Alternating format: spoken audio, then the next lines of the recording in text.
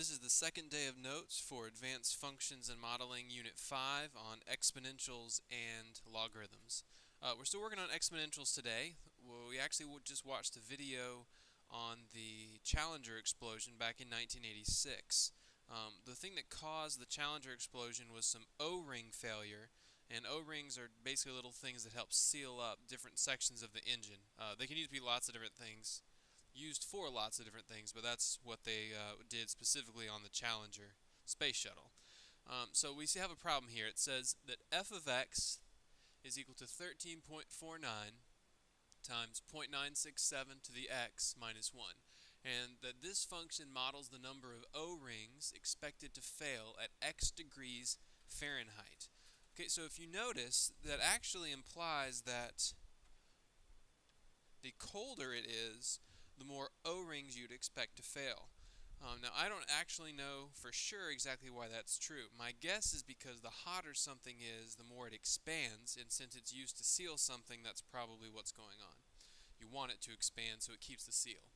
Well, then this is all true. On the morning of the actual launch, the temperature outside was 31 degrees Fahrenheit, so it was fairly cold. So how many O-rings would we expect to fail given that data? So it's very simple. X is the number of degrees Fahrenheit, and since it was 31 degrees Fahrenheit, we'll plug in 13.49 times 0.967 raised to the 31 minus 1. And then we can just plug that in our calculator, and we get 3.7669. And we would just round up. Since we're talking about O-rings, we can't have just parts of O-rings, so the whole thing's either going to fail or not. So we'll round that up to 4. So 4 O-rings would be expected to fail. So this was part of what was involved with the Challenger's explosion and the astronauts who died back in 1986. So this is an example of how an exponential function can be used and is used in the real world. So let's move on to something else now. We're going to talk about transformations of exponential functions. So here's the idea. This would be called the parent function.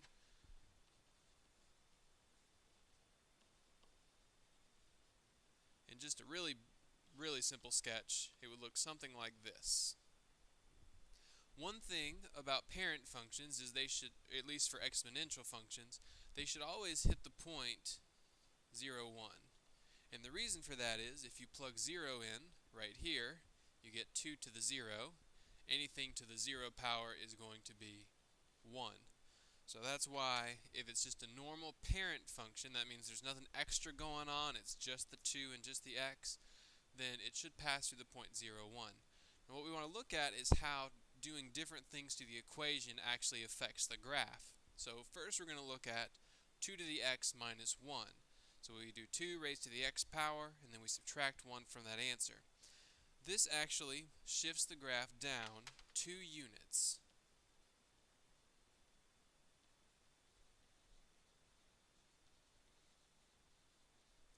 I'm sorry, I don't know why I said 2 units. It shifts it down 1 unit. Very sorry. Whatever this number is, that's how far it's getting shifted down. And the reason it shifts it down is because it's a minus. We're subtracting, so it gets shifted downward. So if we were to do y to the 2x, 2 raised to the x plus 3, that would shift it up 3 units.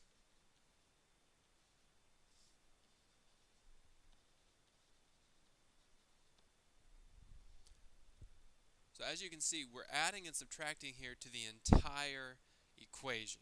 We're subtracting 1 from the entire 2 to the x, we're adding 3 to the entire 2 to the x, and this is causing an up and down movement. If we subtract, it's down. If we add, it's up. So let's change gears a little bit and look at this equation.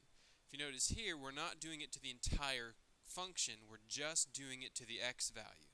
Well, if you think about it this way, the x's are the horizontal axis. The x-axis is this right here. It's the horizontal axis.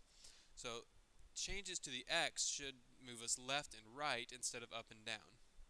Now, to me anyway, the two shifts we just looked at, the 1 down and 3 up, it makes good sense. Subtracting would move you downward, adding would move you upward. At least to my brain, The left and right is actually backwards though. Adding 1, it seems to me like that should move you right 1, but it doesn't. It moves you left 1. So this would shift to the left 1 unit. So when you're just adding to the x, like I said, to my brain it's backwards. Adding will shift it left, subtracting will shift it right. So this one right here, 2 raised to the x minus 2 is actually going to be a shift right 2 units.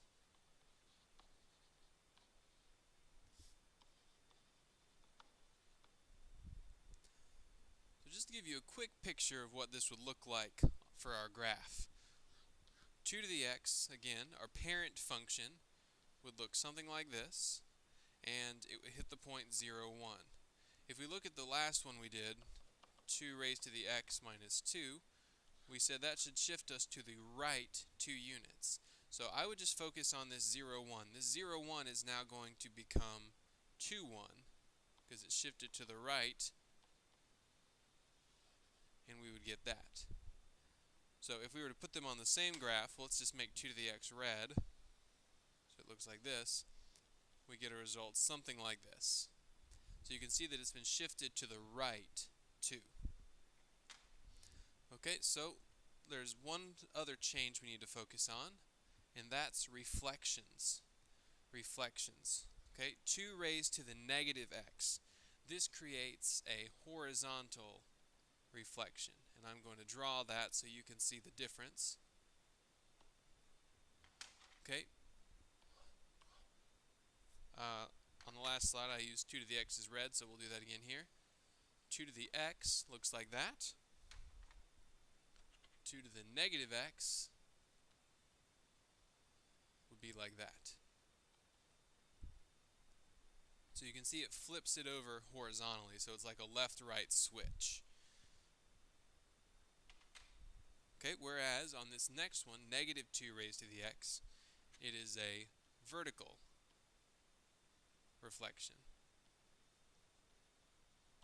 I'll draw that for you as well. So we look at it right here. Our parent function, 2 to the x, would just be like that. Our new function, negative 2 to the x, would be like this. So it's flipped over vertically. The up and down is switched. So hopefully that's clear. If you just change the x, again, think about it. X-axis is left and right. It's the horizontal one, so it's a horizontal reflection. Here you're changing the entire function, so it's going to be a change in the y, because that's the whole function, and that's up and down, so it flips it up and down. So we're going to look at an example that has several things happening, and then we're going to talk about what that means for each one. So in this first example, we see y equals negative 3 to the x plus 3 minus 4.